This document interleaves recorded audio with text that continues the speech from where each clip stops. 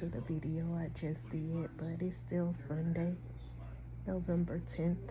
Recovering from tummy tuck, muscle repair, and fat transfer to my breast. Initially, I was supposed to have tummy tuck, muscle repair, and Lipo 360. My first consultation, I was 156 pounds. That was back in July. My second consultation with him, follow up with him, was in October 18th. By October 18th, I was down to 138 pounds. At that time, he told me, do not lose any more weight, which I didn't plan on losing weight. 156, I was happy with 156. But, yeah, life was life, and some things was going on, and the weight just started falling off. So, yeah. So, prior to surgery, I think 2 days before I weighed myself, I was 137 pounds. So when I got here on Tuesday, November 5th, to my pre-op appointment, and he actually physically examined me because we were having Zoom consultations since I'm like 3 hours, 30 minutes away. So my consultations were done through Zoom conferences. So he actually physically seen me on Tuesday, November 5th. And that's when he said, there's no way I can do Lipo 360. You have zero back fat.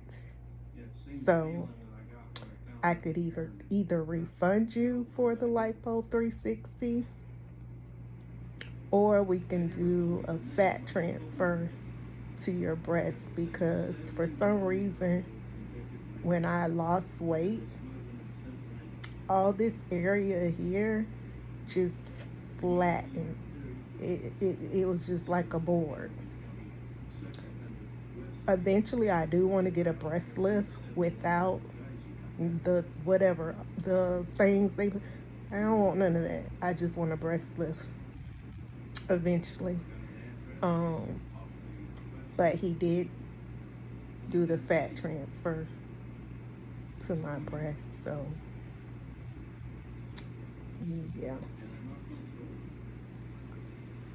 But he told me that out of the last, I believe, 3 months, I've been his third most difficult patient, because I didn't have a lot of fat for him to work with. So it made my surgery a little longer and challenging for him. But when I say he executed his plan, he executed his plan. So that's all that matters in the end. But I'm grateful that I'm recovering well. And yeah, I just forgot about including that I had a tummy tuck and muscle repair and the fat transfer, and that initially it was just going to be the muscle repair, tummy tuck, and Lipo 360, but I didn't need Lipo 360. So I'm excited for the journey. I'm still swollen, so gotta be realistic. Ain't no instant after surgery you not gonna have snatch like this. No, your body gotta heal. The swelling has to go down. So you have to be realistic that when you hop off the table, you not gonna be snatched. That's just reality. You're gonna have swelling. And from what I'm being told, the swelling that's up and down. So trust the process. Don't rush your body. Don't rush getting out there trying to do things you shouldn't be doing. Listen to your body and rest. Take the time to heal and follow what your doctor says, not these YouTube people, Insta, or whoever you watch. Follow your surgeon's recommendations, his instructions. And that's all I got, y'all. Just waiting for my nurse. She's gonna come help me shower. I got her for 2 hours today to come help me shower and change my faja and change my lipofoams. Yeah, cause baby, it's the struggle trying to put them things in and get back in this faja. Yeah.